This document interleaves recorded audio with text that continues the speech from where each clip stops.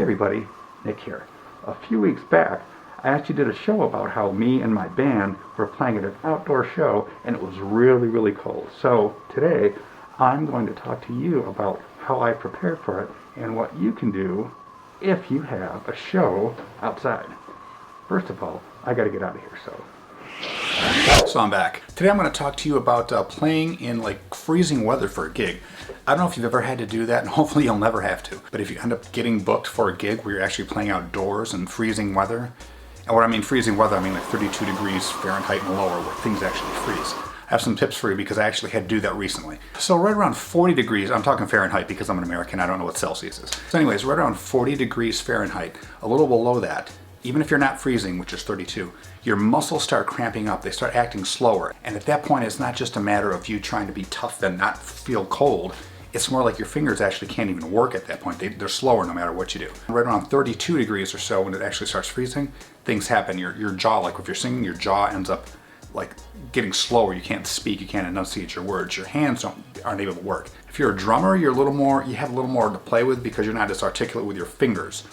So you can get away with a little bit longer. But if you are a guitar player like me, you do have to take a lot of things into account if you're going to play like a freezing gig. First of all, for you have to dress in layers. Make sure you have if you want a scarf, make sure you put a scarf on to keep your neck warm. If your neck stays warm, the rest of you's kind of warm too. Make sure it stays out of the way, it doesn't get on your strings. If you're going to wear a coat, try to wear like 3 or 4 different good layers so you can wear like a thinner coat or like a good like outdoor, like a Gore-Tex kind of coat, so it's not too big and bulky, like a big snowmobile jacket. You probably want to have something on your head just because, you know, a lot of heat escapes from your head, so you might want to have some kind of a cap on that'll help keep the rest of your body warm. Pants, I would definitely wear thicker pants. I don't know if I would wear snowmobile pants. What I wore is just like a thicker pair of my jeans, like a thicker pair of jeans that I've had. And a good pair of boots, maybe outdoors boots or something warm. My legs weren't really cold. The only thing that was really cold was some of my face, which I didn't really care about, but my hands. The hands were like a big thing when I played that show.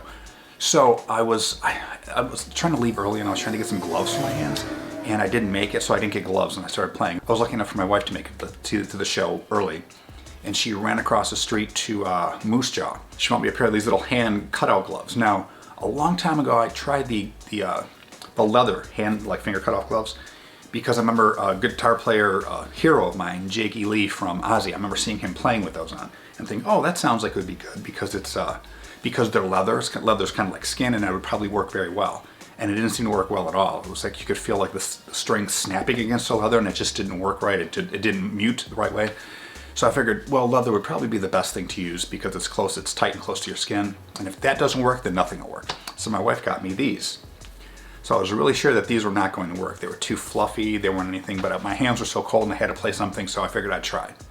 I was actually surprised how good these worked. So at first I thought I was going to have 2 different problems using these gloves. I thought it'd be kind of hard to do a bar chord because you have this little extra part on there. That wasn't a problem with these at all. I didn't have any problem.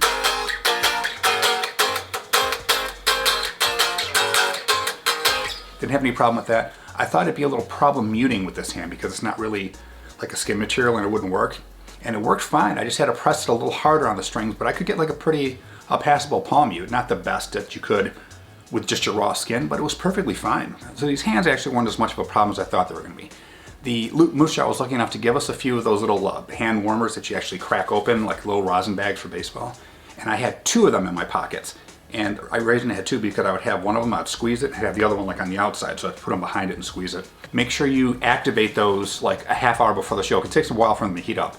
I thought they would like get really hot at first and then die out, so I kind of waited until I was really cold, but then it took another half hour for them to warm up, so just a little note on that. One more thing for yourself, make sure that you have some kind of like something to keep you warm, like some hot coffee or something like that. I had like a Yeti thermos of hot coffee, which kind of like kept me warm. If you had hot chocolate or something like that, I wouldn't be drinking like alcohol or whiskey. That might seem like it'd keep you warm, but actually I think takes your temperature down. So save that till after the gig. Okay, let's talk about your gear. Your amplifier. If you have like a direct box or something like that, it probably won't be as big of a deal. And if you have a solid state amp, that probably won't be as big of a deal either. However, if you have a tube amp, you have to be really, really careful with those tubes because if they get too cold and you heat them up too fast, they can shatter.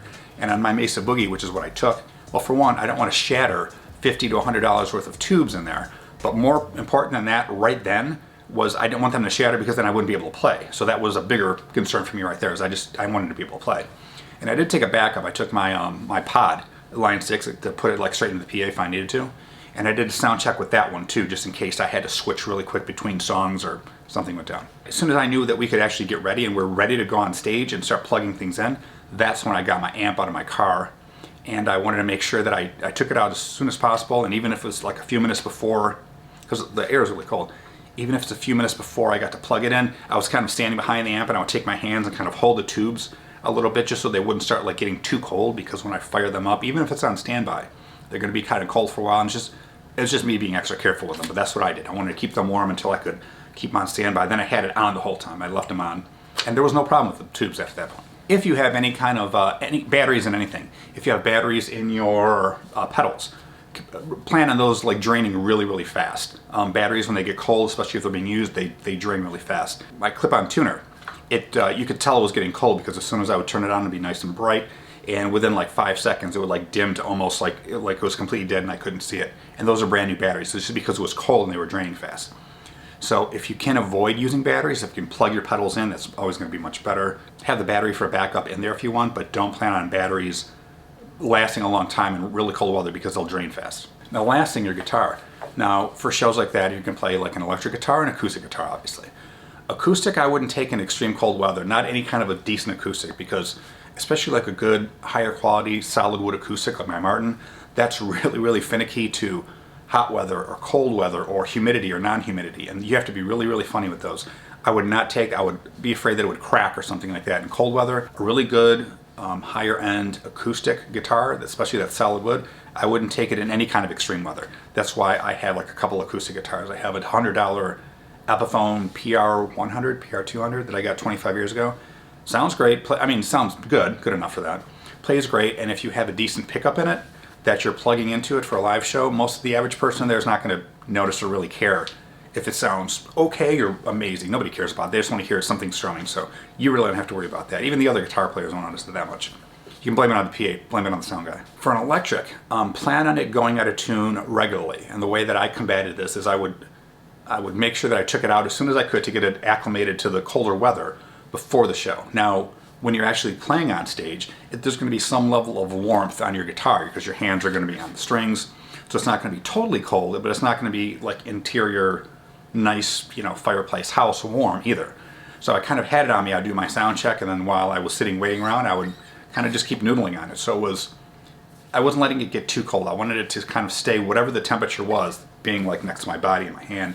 I wanted to kind of like stay like that and get used to that, and hopefully maintain that level of heat, whatever that was. Now, I don't know the technical details of it, but I do know that when this guitar, or most guitars, get cold, the tuning's all off. I don't know if it's higher or lower and everything. I'm constantly tuning it after every other song, it seemed like. So plan on it going out of tune. Make sure you have a clip-on tuner that works, but like I said, the battery will drain.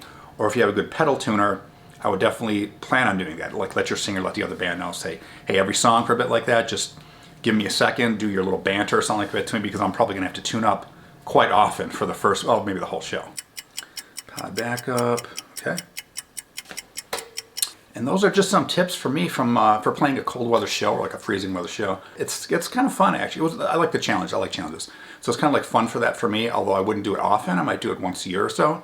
I prepare for it, and I learned a lot this last time on what to do with your gear, what to do with my guitar, what to do with me, and how to prepare for it. So everything that I learned, I'm doing this video to help you out, and partially I'm doing it so that I can remember what the heck I did this last year in case I do it again, which I probably will at some point. So anyways, let me know what you guys thought. If you have any other questions or comments about playing in cold weather, I'll be doing a hot weather show very, very soon with all the different instruments and all the different gear and how you prepare for those as well too. That's about it. I will talk to you guys sometime soon. Rock on.